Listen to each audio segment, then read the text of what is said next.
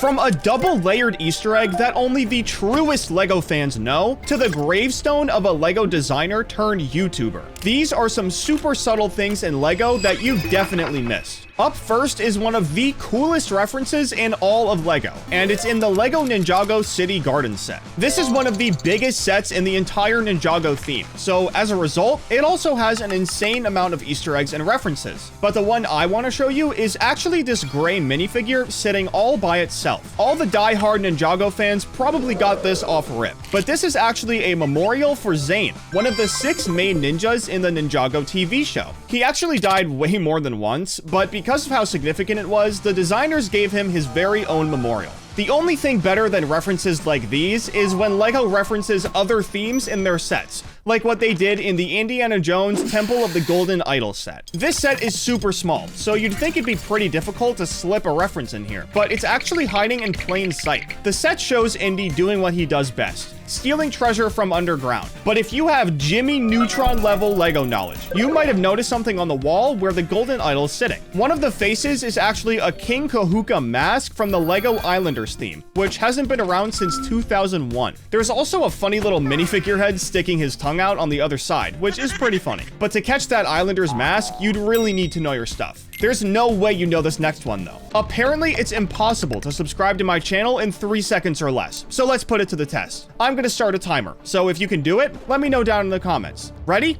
Go.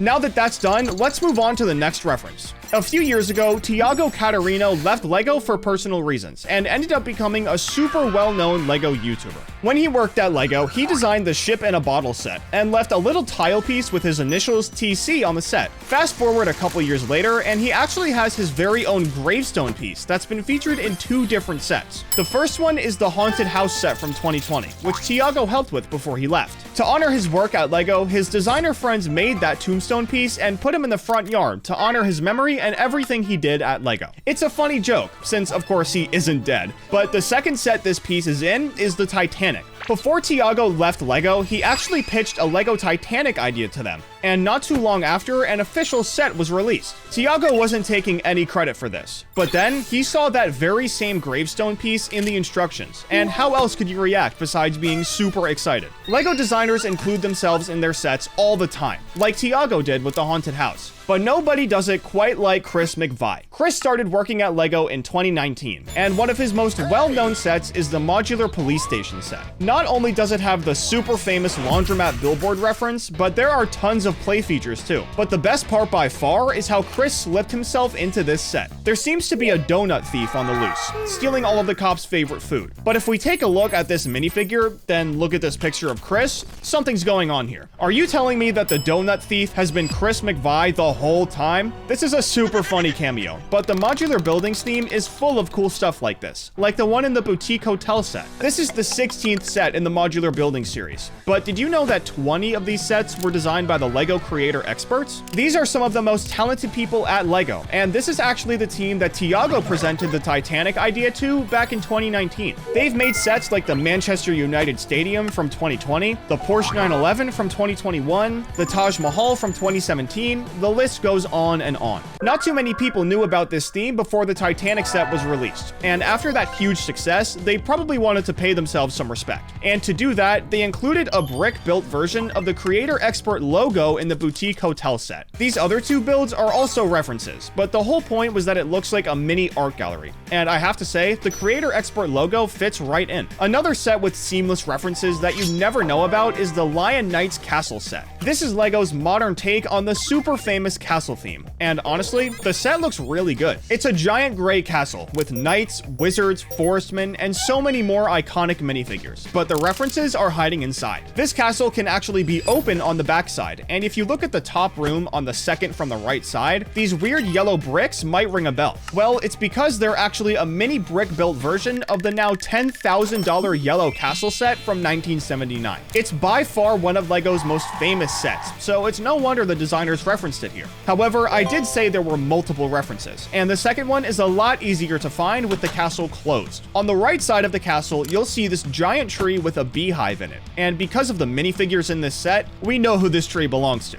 The Forest Men are most famously known for their hideouts, so of course LEGO had to include one in this set. You can actually flip the rocks sitting on the water and find that little hideout, but it doesn't end there. Once this is open, you can also slide the back wall of a prison cell over, showing that a particular cell has a major defect. This is definitely one of the coolest play features LEGO's made recently. But switching gears, I actually want to take you back to the LEGO Ninjago City garden set. Like I said, there are loads of Easter eggs and references in this set. But did you know there's a literal Easter egg in this set? Okay, I guess it's not exactly literal, like the one in the Atari set. But do you see all these tile pieces with Japanese writing? Well, one of them actually directly translates to Easter egg, which is pretty sick. But why is this tile piece even here? And where can you find it? Well, you actually have to completely remove this little ninja shop, and you'll find it sitting underneath it. That isn't it though. This tile was covering a gray box with a 1x1 green transparent piece, and this is by far one of the deepest cuts I've seen in a LEGO set. This singular piece is actually a reference to a giant cyberpunk city made by Brolug that was on display at Brickworld in Chicago in 2013. Now, Brolug was actually a group of people that made huge builds like this one, and from what I can find, the designer of Ninjago City Gardens, Marcus Rollbuehler, was never in the group, so I guess he made the reference simply because he liked the build. It all started with that Japanese tile piece though, and funnily enough, there are pieces like this in a bunch of different sets, like the LEGO Star Wars Cantina. I'm talking about this piece with R2-D2 and C-3PO on it, with a line of this weird language on top. This isn't just some weird language though, it's Arabesh, the most spoken language in the Star Wars universe. It translates to the word wanted, which actually makes perfect sense for this set. In A New Hope, an Imperial spy named Garandan Ez Zavor was informing the Empire about Luke and everyone he was with, and he actually got his own minifigure in the set. In the movie, everyone escaped safely, but as a result, the two droids ended up on the Empire's wanted list. This is probably because Darth Vader heard about what happened on Tatooine and wanted to get his hands on them immediately. After all, they are his old friends. Not that they'd be happy to see him after what happened though.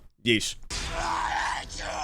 Anyways, the next references I want to show you are in the LEGO Seinfeld set. This set dropped back in 2021, and as cool as it is, I actually want to show you the fridge. It's decked out with magnets, with the most obvious one being Superman. This one is here just like it is in the real show, but there's a specific picture on the LEGO fridge that isn't on the real one, and it really stands out. I'm talking about this random dude. Like me, you might be wondering who this guy is. Well, his name is Larry David, and he's actually one of the main people that helped Jerry Seinfeld produce the show. Props to LEGO for showing David some love. I guess he just wasn't cool enough to get his face on the fridge in the real show. But then again, he's not Superman. Up next is the fact that this Women of NASA set is a reference in and of itself. The set features 4 women: Nancy Grace Roman, Margaret Hamilton, Sally Ride, and Mae Jemison. All of these women played critical roles in getting NASA to where it is today. Whether it be astronomy, engineering, physics, you name it, and one of these 4 women probably did it. Now, let me direct your attention to Margaret Hamilton. Her big role was being a computer programmer, which for the 1960s is a huge deal. If it wasn't for her, NASA literally never would have been able to get Neil Armstrong and Buzz Aldrin on the moon. So they have her to thank. Now, about that reference. Her build in LEGO might look like nothing, but it's actually referencing this picture of her standing next to her source code for the Apollo guidance computer in 1969. It's by far her most famous picture, so it only makes sense that LEGO would honor it in this set. While I'm talking about space, let me show you some super discreet references in the LEGO Galaxy Explorer from 2022. Just like the Cantina and Ninjago City Garden sets, the tile pieces in here have some super sick references. Since this set is a spaceship, there are a lot of different computer screens on the inside. Now, you'd think these would just have random fake planets on them, or maybe even binary code, but 2 of them in particular are way cooler than that. One of them is this radar scanner piece, and if you know your LEGO themes, you'll know that this is actually the Blacktron logo. Blacktron is the name of the villain group in the space theme, so this logo fits perfectly into this set. The second tile piece is in the living quarters in the back of the ship, but instead of a radar scanner, it's actually supposed to be a live video feed. Now, this may look like literally nothing, but this giant circle thing is actually a Tahoe canister from Bionicle. It looks like this video feed is one of the astronauts finding life on another planet, which is a little funny, since Bionicle Bionicle's been dead for a while now. Getting back down to earth, there's actually a really cool reference hiding in the attic of the LEGO Disney Castle set from 2016. Disney's made a million different spin-offs and characters since they started back in 1923, so the amount of references that could be here is off the charts. However, the designers chose a really specific movie to reference, Fantasia. This movie is from 1940 and is a lot different from regular Disney movies. Instead of your regular story, there are 8 different segments that all look completely different and tell a different story. And of course, Mickey Mouse is in his magical outfit, which came from this movie. Now, if we make our way to the attic of the LEGO set, we can actually see Mickey's Fantasia hat sitting in a chest in storage. It doesn't fit on his head or anything, which honestly would have been really cool, but the fact that Fantasia got referenced at all is pretty crazy.